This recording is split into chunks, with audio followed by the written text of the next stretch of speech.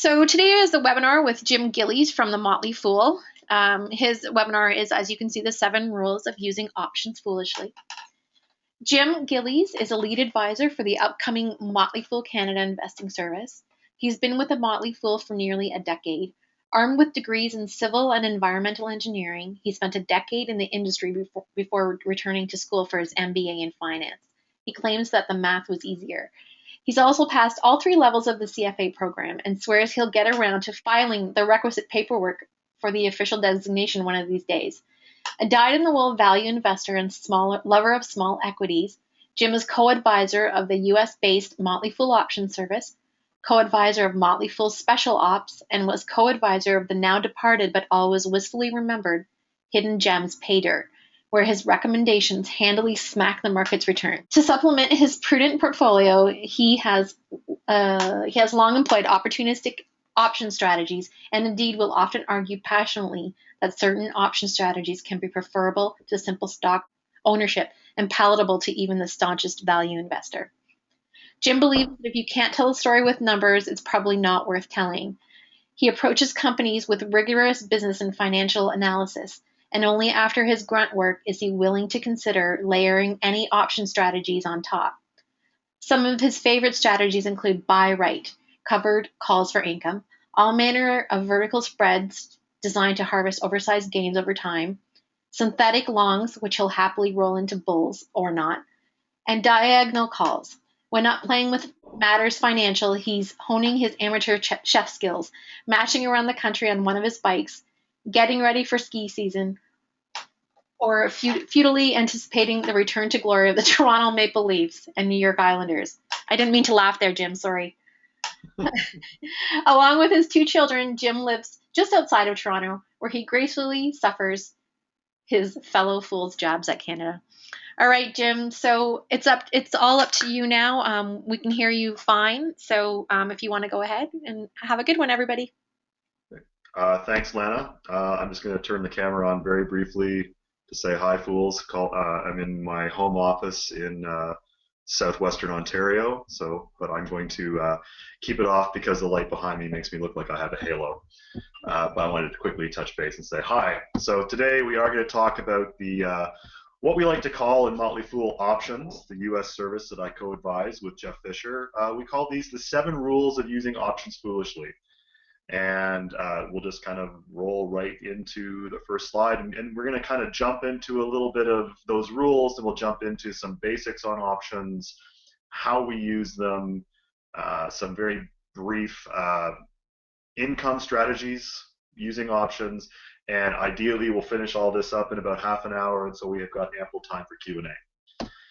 So basically, this is the cornerstone of the foolish options philosophy. And basically, what we like to say is valuation first, options second. You know, a lot of times you'll see options used as speculative vehicles. You'll see some puff piece marketing saying, you know, you can make 5,000% with options. And maybe you can. More likely, you're going to probably take that to zero. There's no focus on the underlying stock. And our take on these things is that, you know, options are derivatives, meaning they derive their value from something else, and we kind of like to know what that something else is. And the something else, of course, is the value and prospects of the underlying business. And so we spend probably 95% of our time on actually chasing the company. And so just like any other valuation and business analysis, that's where we spend our time. The options are an overlay. We go into our positions with a clear thesis, with a desired outcome, a predicted time frame, and most importantly, perhaps, a backup plan or an exit strategy if things don't work out terribly well. So value first, option second. Second of all, we think long term, even if we're using short-term option strategies. So for example, you know, you could sell a put option. It's a very simple income strategy expiring in 3 months. But the work we've done on the underlying company, see rule number 1, might mean that we can safely and prudently write a series of, say, 3-month put options for years and years. In other words, we take the knowledge we have already honed from understanding the business and following the company, and we can turn it into a series of strategies over many years. Also, there are certain strategies where you can roll it out almost ad infinitum. I'm thinking something like a synthetic long, which you can always roll out. So if you set one up for 2 years, you can roll it out, etc. So in a world where long-term stock ownership sometimes means as little as 3 years, we can easily match that time frame with option strategies. And for example, I can give you a number of strategies in the Motley Fool option service right now that have been running since 2010, and it's 5 years on. Number three, we are more often option writers than option buyers. Writers is a euphemism for selling. So we sell options more often than we buy them. Or often when we do buy them, it's in concert with, we're buying one option and selling another option. You may have heard some people say over the years, oh, I don't use options, they're dangerous. Don't you know that 90% of them lose money, or some derivative of that? And I always say, well, you know what? If I sold the option to you, I kind of want it to lose money, don't I? I mean, I sold it to you. I like it when it goes to zero and I keep all of your money. So that's always been our take on it, and from that, you should realize that you can take both sides of the transaction. And if you don't realize it yet, you will soon.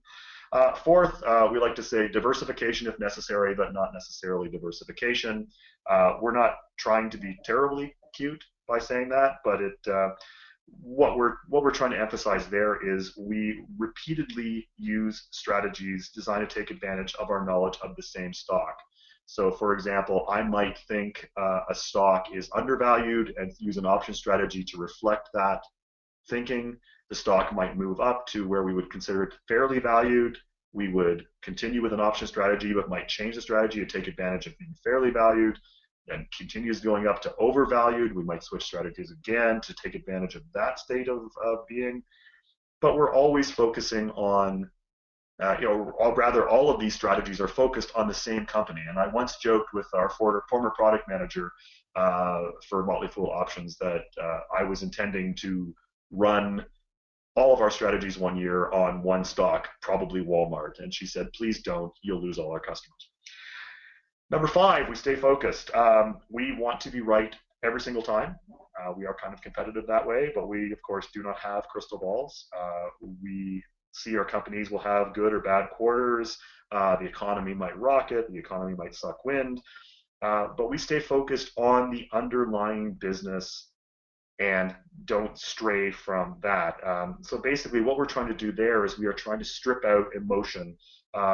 Because option prices are volatile. If a stock moves, option prices leverage the price move of the stock. So if a stock, say, moves 3 or 4%, the option prices might move 15 or 20%, and that can be a little disconcerting.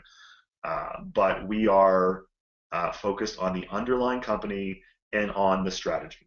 Number six, we believe in absolute returns, i.e. making money, and accuracy, making money most of the time. Right now in Motley Fool Options, in the 6 years we've been running that product, between myself and my co-advisor Jeff Fisher, I believe we're running about 94% of our strategies that have reached conclusion with you having more money than when you started. We like this. We think that's a pretty good track record.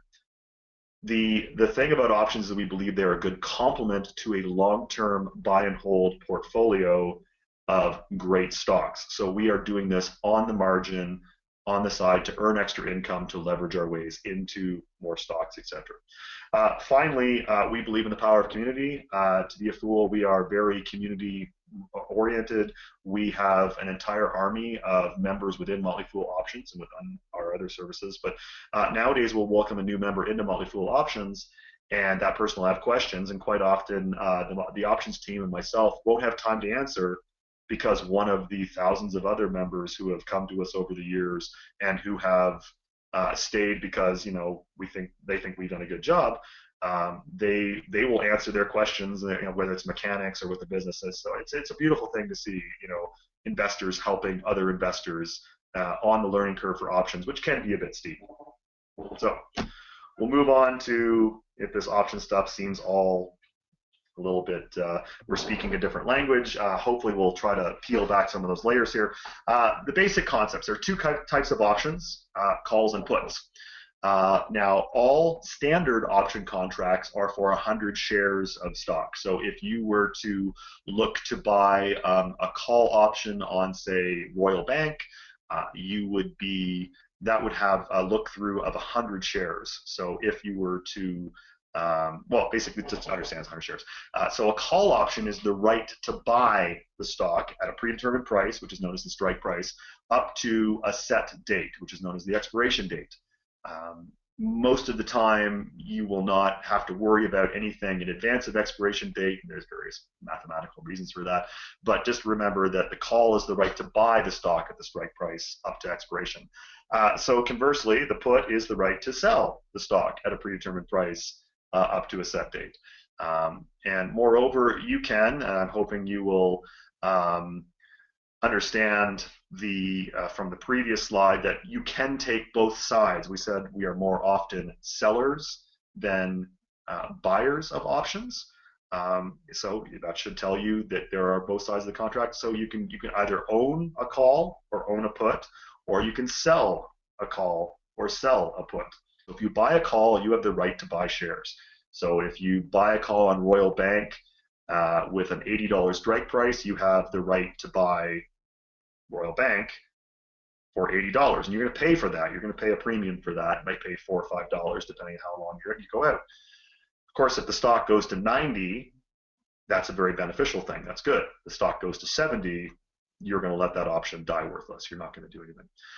Conversely, you can sell calls and you get paid, but you have to realize that your obligation is that you're going to have to sell your shares if the counterparty, the party that bought your call from you, decides to exercise and buy those shares.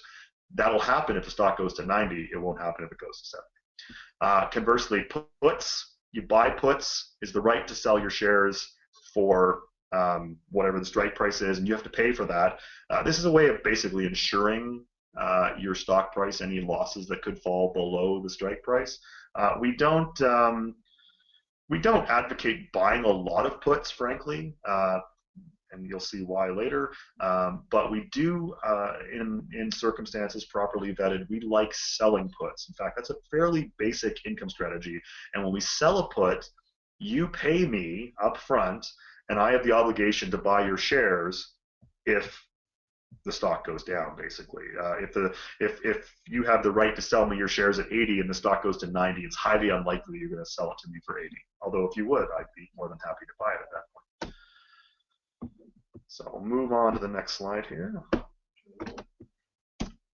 So just want to present a couple of fairly simple income strategies that we can use with options. You can mix or pair options with each other as well as with stock to construct a desired profile, a profit profile. And we're going to cover a couple of, they're actually identical profit profiles, but it's two strategies, very simple and common for income purposes.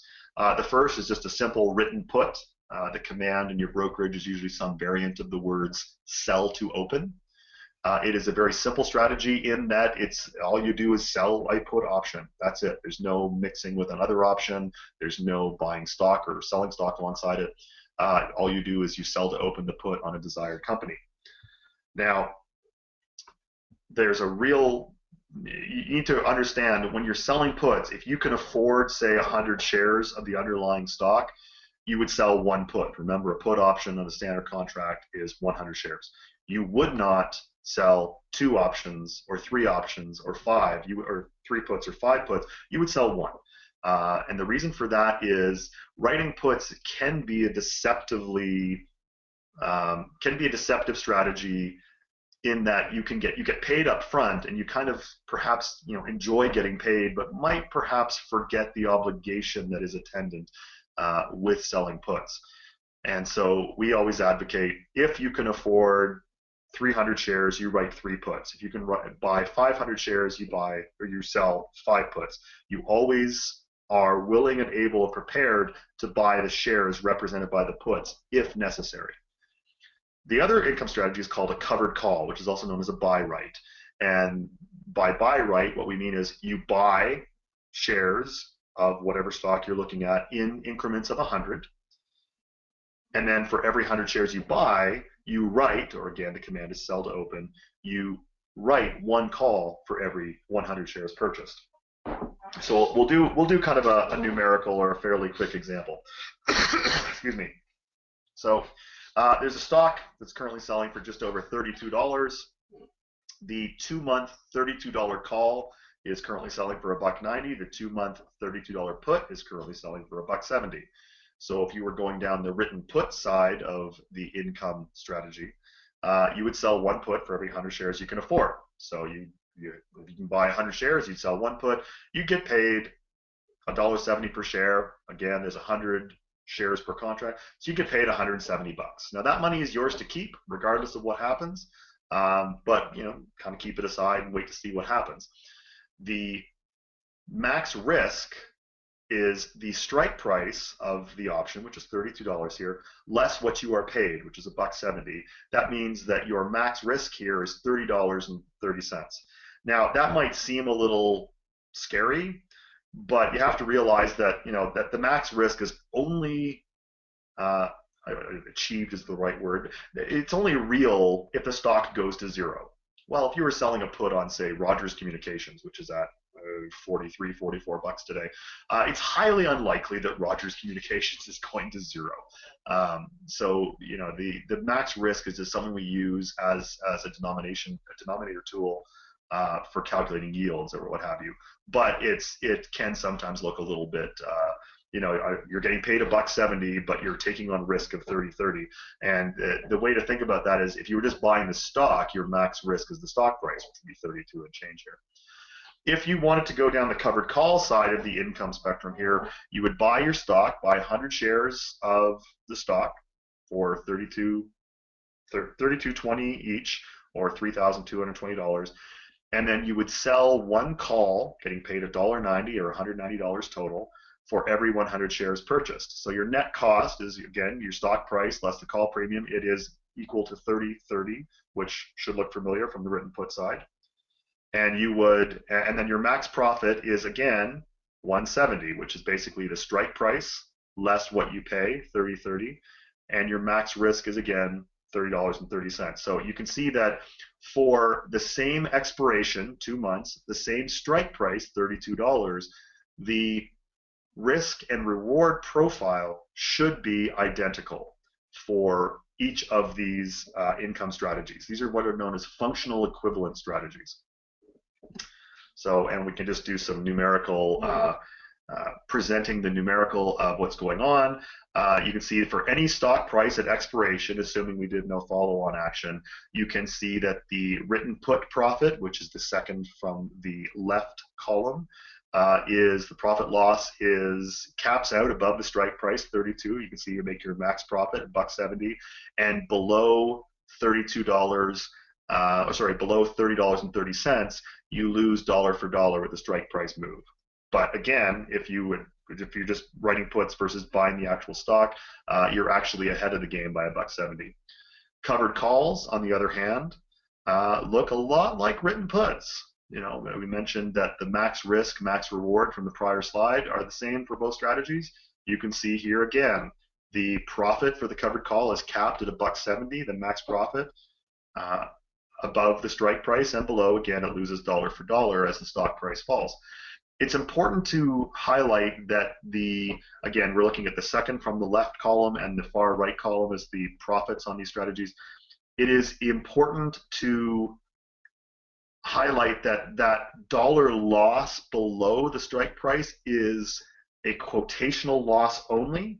And what I mean by that is you actually own the stock still, and so you could actually follow on and do something a little bit different. And we'll cover that in the next slide here. Mechanics here.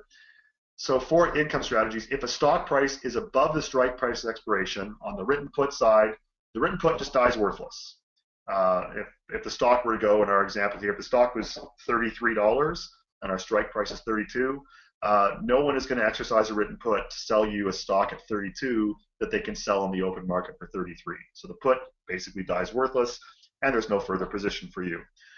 The written call, on the other hand, at $32, whoever holds that call is absolutely going to buy stock at 32 that he can turn and flip in the market at 33. So he is going to buy your shares from you. You're going to get paid $32. Your stock goes away, the call is assigned, and again, you have no further obligation, you have no further position. That's if the stock price is above the strike price at expiration.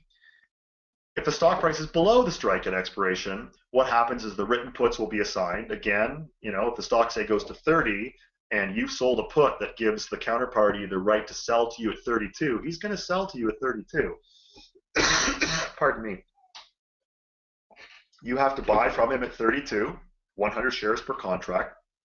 And you now own a stock. If you wanted to sell it immediately, you're only getting $30 for it, so you are now a little bit in the hole. But you have the ability to do something further with it. Similarly, I do apologize. Similarly, in a covered call situation, if you're below the strike price at expiration, the written call will just die worthless, and you still own the stock. So if the stock price is below the strike price at expiration, each of these income strategies, again, you have the same position. You own shares, 100 shares per contract. Now, if you still own the stock, in other words, if the stock price is below the strike price at expiration, you have basically a paper loss. So you can choose to hold that stock and wait for it maybe to recover, or you can, and actually I should say, and that's actually one thing, we actually like written puts for income purposes, number one. We also like written puts to get stocks cheaper. And I have several shares in my personal portfolio where I got them by being assigned a written put that I wrote, and I was quite happy and to receive them, and I hold them still. And we like written puts as that. It's almost like, as long as you're only writing puts of what the shares you can afford, it's almost like a no-lose situation. You either, if the stock doesn't fall below the strike price, you get to keep the money you were paid. If the stock does fall below the strike price, you get to buy shares of a company you wanted to buy at a cheaper price. So we, in moderation, as with all things, in moderation, only writing the puts of stocks you were willing to buy, we like written puts. So as I said, you can hold and wait for recovery, or perhaps you want to sell a new call against the stock, which would re-up the covered call, and down we go. As I said in the earlier about the 7 rules, we will often just keep on doing the same thing over and over and over again as long as we can, because why not? We understand the process, we understand the business, and we like getting paid. So we'll just do a quick visual depiction of each of the strategies. Put writing, it's just very simple. It's only a single leg, so the strategy is the leg. You can see above $32, the max profit flattens out regardless of where the stock price is at expiration. And you can see below the $32 strike price that the profit, the quoted profit on the position falls dollar for dollar. And now, of course, if you just bought the stock at $32.20, you would actually have a larger loss. So again, put right provides a limiting amount of downside protection. And one very common way we look at put writing, or any income strategy indeed, is to look at the yield that the strategy provides you. In this case, it's just the max profit divided by the max risk, or in this case, $1.70 divided by 30/30. This is on a per share basis. So 5.6%. For 2 months' work, 5.6%. That's pretty darn good, actually. And we can similarly look at the covered call side of this. In this case, you can see there's a couple dotted lines there are the actual profit loss profiles of the stock, buying the stock, which is the green kind of straight up and to the right line, dotted line, and then the written call, the blue dotted line. Those lines together, if you remember your high school geometry, those lines together form the red line, which looks a lot like our previous line here for the written put. You can see that they're actually pretty much the same line. That's, again, because these strategies are actually functional equivalents. And again, you can see that the yield, calculated the same way, again, is the exact same. So we're going to summarize here, and if there's any Robert A. Heinlein fans in the virtual room, this word will mean something to you. But basically, the foolish options philosophy, which we've been teaching to members in Motley Fool Options now for 6 years running, is Tonstoffel. And Tonstoffel, of course, as any hardcore science fiction fan will remember, stands for "There ain't no such thing as a free lunch." Basically, we want to remind people that, you know, option strategies have light and dark sides. The reward can be great, but remember there's risk.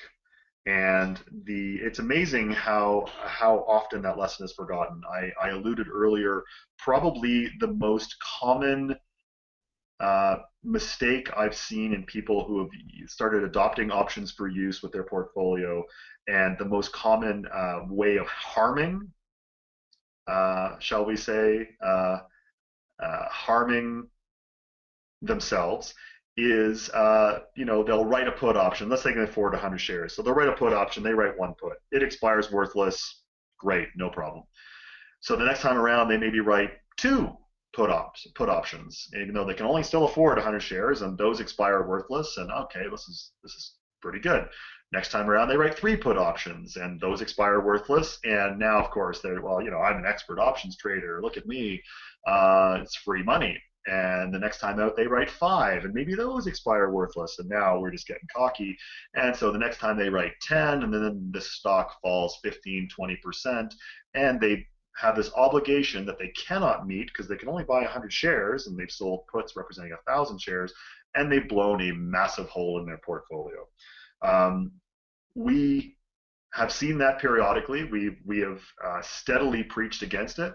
And we like to say that our members in Motley Fool Options have certainly heeded that warning, but occasionally we do see someone who forgets that the risk of put writing is you will have to buy the shares, and that is true with any option strategy. Any option strategy has a light and a dark side, and just be aware of that. Your fat gains, you can perhaps target a fat gain, and that's wonderful, but you might end up with a serious loss. Again, it's a variation of the previous point of be aware of your risk versus reward. We talked about income strategies today.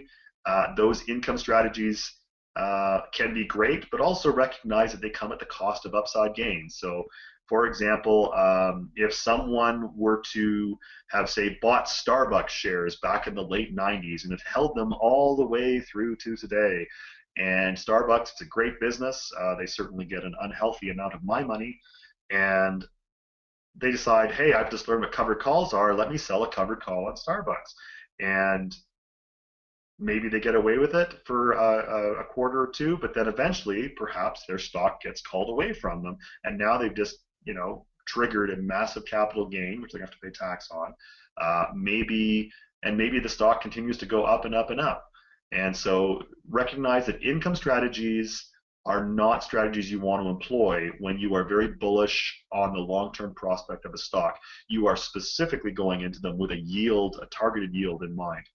And finally, the last point I would make under Tonstoffel is a lot of people will use options, specifically buying puts, as a means of protecting their stock because they're scared of a drop. Fools tend to be very long-term focused, have a long time horizon, and tend to not be terribly worried about volatility. And I will say that, if you were to want to protect stock because you're worried about, say, a 15 or 20% downdraft, perhaps you should just sell some stock, because buying puts for protection is expensive. It is not uncommon to see puts cost 10, 12, 15, perhaps even 20% of the cost of the stock in any given year. And so that's a hurdle that you are placing in front. Your stock has got to go up 10, 12, 15% a year just to keep up with the cost of protection. Are you really that worried? Are you worried if the stock, the example I like to give is the largest stock in my personal portfolio that I've held for approximately 11 years since I started buying shares in the company. I actually, about 6 months ago, I went back and looked, and that stock has fallen 20% or more from a recent high 17 times in those 11 years. And I couldn't tell you, and I've never protected it once. I'm never terribly worried about it. So anyway, that basically concludes the formal part of our presentation.